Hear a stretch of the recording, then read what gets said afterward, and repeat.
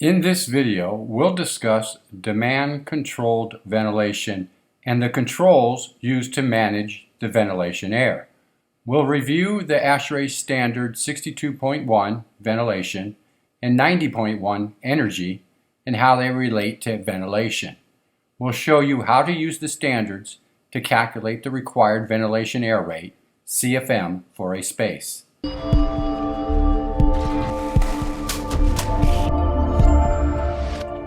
First, we'll show you how a CO2 monitor works in a commercial building using a single zone HVAC system feeding a meeting room. We'll show you what happens when the room is empty and what happens when there is too much CO2 in the space. The sources of contamination in a space comes primarily from two types of sources. The first is the occupants in the space and their activities. The other is off-gassing from furnishings, building materials, adhesives, paints, and glues used in construction. The amount of ventilation air to control the contaminants from these two sources is based on a calculation combining these two factors. If you have a meeting room, 2,500 square feet, ASHRAE Table 6.1 would indicate that there would be 50 people for every 1,000 square feet, which means 125 people for this room at 5 CFM per person for a total of 625 CFM, plus another 0.06 CFM per square foot, adding another 150 CFM for a total of 775 CFM of ventilation air required for the space. But what happens when there is only one person in the room? When the system is designed for the maximum occupancy? The system will set the outside air damper at the minimum position, which is 150 CFM.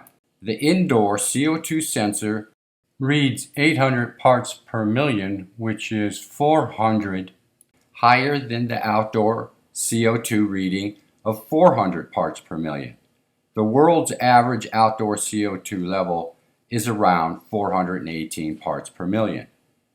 When a group of people enter the room, the CO2 sensor picks up the increase in carbon dioxide and now reads 950 parts per million.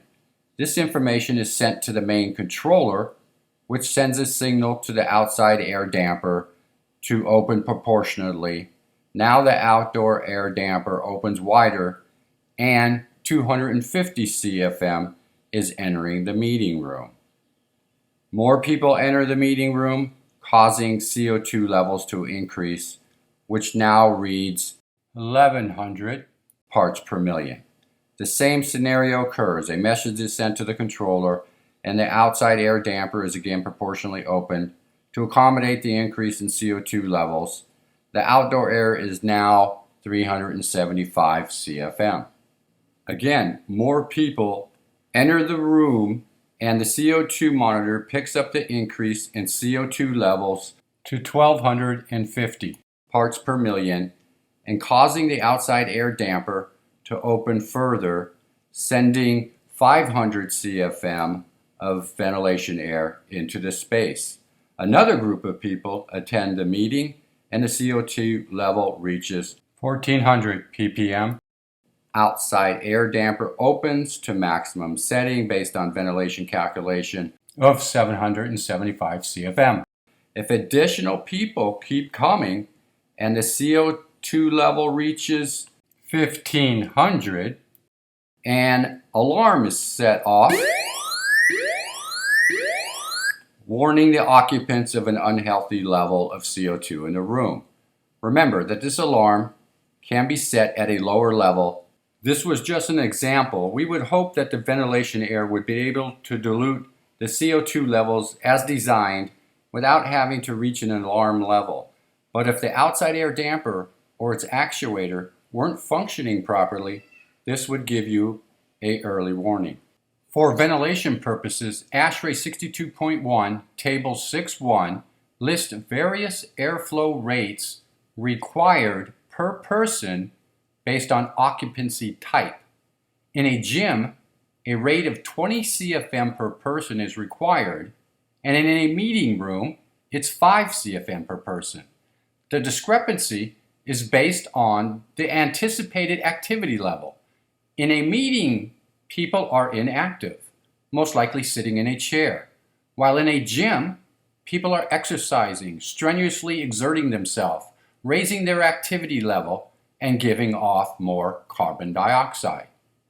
The other component of the calculation is based on the square footage of the space, and this is to cover off-gassing and other building material contaminants. For the meeting room, the area factor is 0.06 CFM per square foot, and for the gym, the area factor is 0.18 CFM per square foot. Now we'll see when is demand-controlled ventilation required according to ASHRAE 90.1-2019, Section 6.4.3.8, Ventilation Controls for High Occupancy Areas.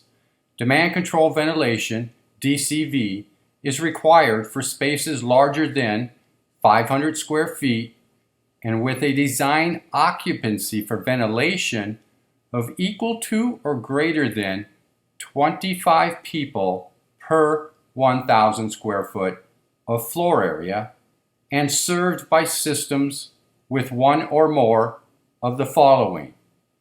1. Air economizer. 2.